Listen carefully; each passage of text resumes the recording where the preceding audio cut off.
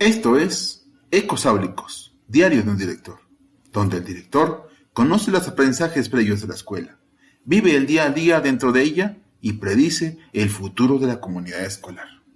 ¡Comenzamos! Hola, ¿qué tal? Soy Edgar Rojas y este es el capítulo número 36 de Ecos Áulicos, al que le hemos denominado "Y ahora, ¿cómo cerramos el ciclo escolar?". Sí, acuérdate que estamos en distanciamiento social y que la verdad es que ni siquiera sabemos bien cuándo vamos a regresar a la actividad cotidiana, o como dicen ahora, la nueva normalidad. ¿Qué tenemos que hacer como directores o como maestros de grupo ante esta situación? Creo que tenemos muchas tareas por adelante. Número 1, creo que ya llevas casi 2 meses enviando tareas. Estoy seguro que las has estado revisando y si no, te recomiendo que las empieces a revisar poco a poco. De tal manera que cuando termine este distanciamiento no tengas tantas actividades que revisar. También te recomiendo que a los alumnos los dividas en 3 partes. Número 1, los que han estado entregando actividades de forma cotidiana. Número 2, los que no tienen acceso a internet o por alguna razón no han entregado las actividades cotidianas de tu actividad y por lo tanto tienes que ir pensando que tienen que hacer actividades en la carpeta de experiencias en relación a las actividades de aprendiz en casa o del libro de texto. Y el tercer grupo, el más preocupante, es todos aquellos alumnos de quien no sabemos nada, que no envían, que no contestan y que realmente los tenemos perdidos.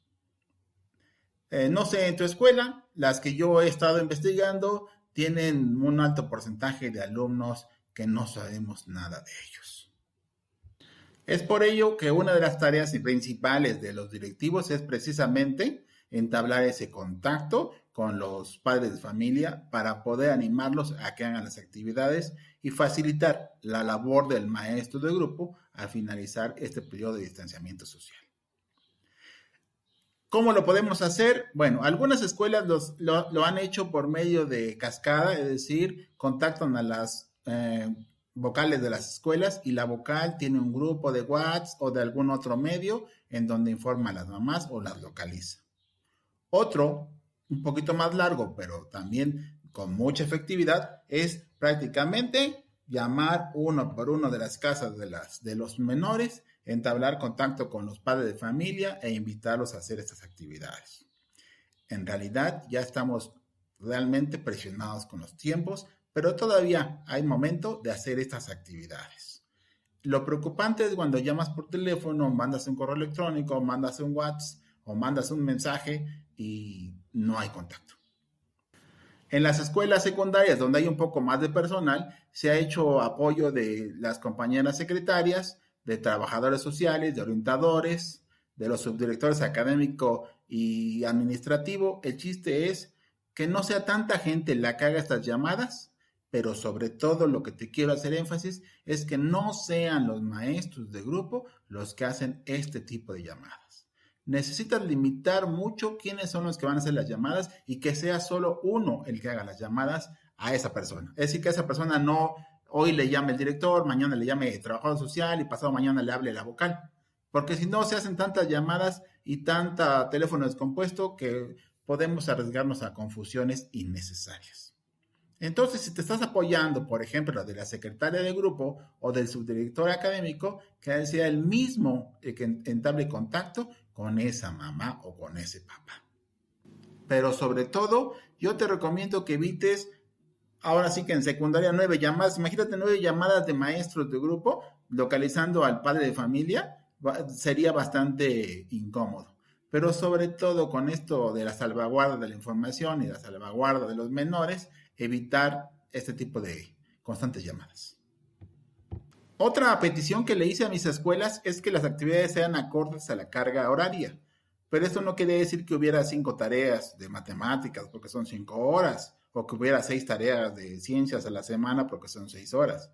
Eso quiere decir que no hubiera tanta actividad y que fuesen razonadas por los maestros, de tal manera que el menor no se pase todo el día haciendo actividades y que tienda a dejar todo pasar porque es demasiado.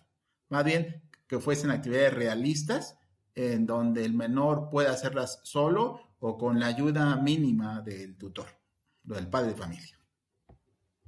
Un punto álgido en todo este momento es precisamente la revisión, retroalimentación, seguimiento, evaluación de tantas actividades. Muchos compañeros maestros verdaderamente están atosigados con tantas actividades. Pero eso te va a permitir primero razonar en qué tantas actividades voy a dejar, con qué dificultad y sobre todo con qué periodicidad. Independientemente que te va a permitir ir avanzando en la evaluación del periodo. Lo cierto es que aún aquí en Ciudad de México no sabemos cuándo vamos a regresar, pero yo creo que es preferible tener todo esto adelantado. Afortunadamente en educación básica ya habían pasado los 2 primeros periodos, teníamos evaluado 2 periodos y nos falta uno, y eso nos va a facilitar mucho la obtención de la calificación del tercer periodo y del promedio general. Así que nuestra preocupación principal al regresar será todos aquellos alumnos que traen su carpeta de experiencias con Aprende en Casa o con el libro de texto, o los que verdaderamente no hicieron ninguna actividad por las razones diversas que nos hemos estado enterando todos nosotros. Y en todo esto, ¿qué rol juega el director? Un rol importantísimo de organización de las actividades, de tal manera que la revise para que estas actividades sean realistas, razonadas. Tenemos maestros que incluso han mandado tutoriales o videos de tal manera que se les facilita al menor. También en el contacto con padres de familia es importantísima la llamada del director, primero preguntando si están bien toda la familia y después invitándolos o combinándolos a que entreguen las actividades. Y finalmente, en esta parte de organizar la evaluación, de tal manera que todos estén atentos de la revisión de los trabajos, en fin. Pero otra de las actividades también, y que he visto en muchas de las escuelas, y que hoy por hoy se puso de moda, es precisamente la videoconferencia. Con el software o la aplicación que tú quieras, eso no importa. En realidad lo importante son los acuerdos que te llevas en esos consejos técnicos a distancia.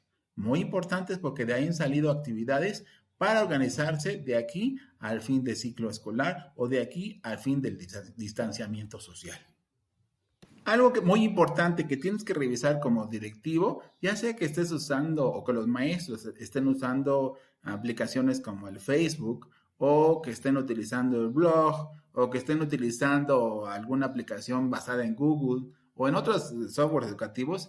También algo importante que tienes que revisar es los comentarios que se vierten de los menores o de los tutores. Sobre todo estar atento en algunos comentarios con tendencia un poquito violenta o de desesperación.